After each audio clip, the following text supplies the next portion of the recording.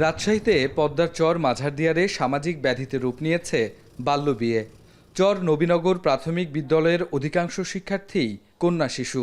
উচ্চশিক্ষায় যারা খুবই আগ্রহী, তবে প্রাথমিকের গণ্ডি পেরুলেই বাল্যবিয়ের কবলে পড়ে হারাতে হচ্ছে শৈশব, শিক্ষাঙ্গন ও ভবিষ্যৎ স্বপ্ন। অভিভাবকেরা তাদের দ্রুত বিবাহ দিয়ে দেয়, কারণ উচ্চশিক্ষা করতে হলে উচ্চ এসএসসি লেভেলের স্কুল থাকার দরকার বা ইন্টারমিডিয়েট থাকা, কলেজ থাকার দরকার। এখানে কিন্তু সেগুলো নাই। বর কনে উভয়ের বয়সই ১৬ বছরের নিচে। রাগঢাক ছাড়াই বিয়ের আয়োজনে ব্যস্ত দুই পরিবার। স্কুলের অভাবে উচ্চশিক্ষার আগ্রহকে চাপা দিয়ে বাবা মার কথা রাখতে হয়েছে ১৪ বছরের মেয়েটিকে। তার মতো নূপুর ও মুক্তার জীবনেও একই ঘটনা ঘটেছে। প্রত্যেকেই হয়েছেন সন্তানের মা। চরের গ্রামগুলোই এসব স্বাভাবিক গল্প। এইটা অবধি পড়ালেখা করেছি, তো বাজারে থাকা সেরকম জায়গা নাই, আর জন্য মা বাবা কি করবে, বিয়ে দিয়ে দিয়েছে। এখানে পড়াশোনাতে সুযোগ নাই, 8 পর্যন্ত পড়া, তারপরে ছেলে মেয়ে বিয়ে দিয়ে দেয়। আমার আম্মাই আমাদের 2 বোন, আমরা 1 ভাই। আমার বড় বোনেরও বিয়ে দিয়েছে, আমারও হয়ে গেছে, এখন শুধু আমার ছোট ভাইটা আছে।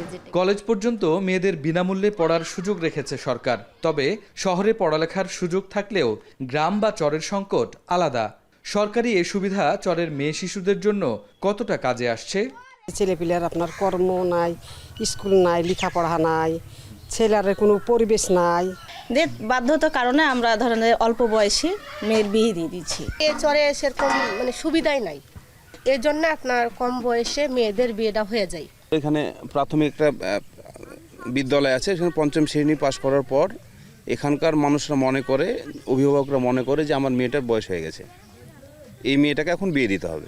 যুব উন্নয়ন, সমাজসেবা, ক্ষুদ্র ও কুটির শিল্প কর্পোরেশন সহ 10টি প্রতিষ্ঠান দক্ষতা উন্নয়নে কাজ করছে। 12টির অধিক এনজিও কাজ করছে নারী স্বাস্থ্য, বয়ঃসন্ধিকালীন স্বাস্থ্য নিয়ে।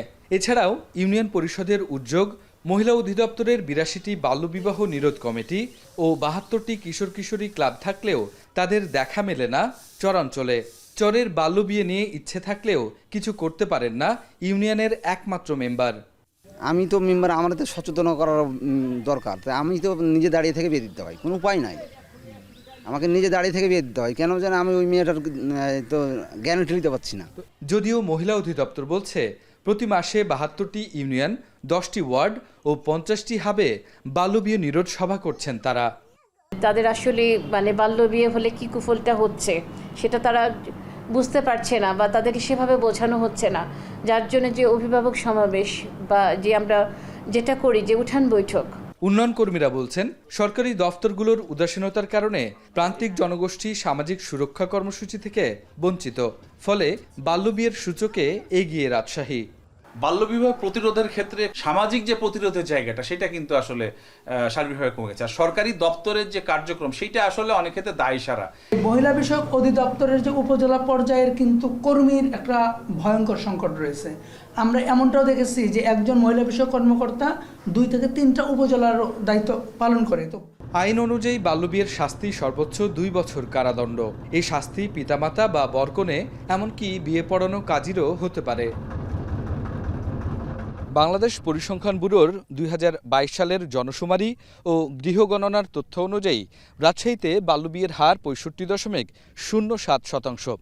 ঠিক এর 3 বছর পর ইউনিসেফ এবং বাংলাদেশ পরিসংখ্যান ব্যুরোর আরও একটি প্রতিবেদন বলছে সেই হার গিয়ে দাঁড়িয়েছে 67%। অর্থাৎ এই হার ক্রমশই বাড়ছে। তাহলে জিও এবং এনজিওগুলোর এই বাল্যবিবাহ প্রতিরোধে যে কর্মসূচিগুলো, তা কতটা কাজে আসছে বা কার্যকরভাবে প্রভাব ফেলছে, তার বিস্তারিত জানাবো এই প্রতিবেদনের দ্বিতীয় পর্বে। রাকিবুল হাসান, এখন চর মাঝারদিয়ার, রাজশাহী।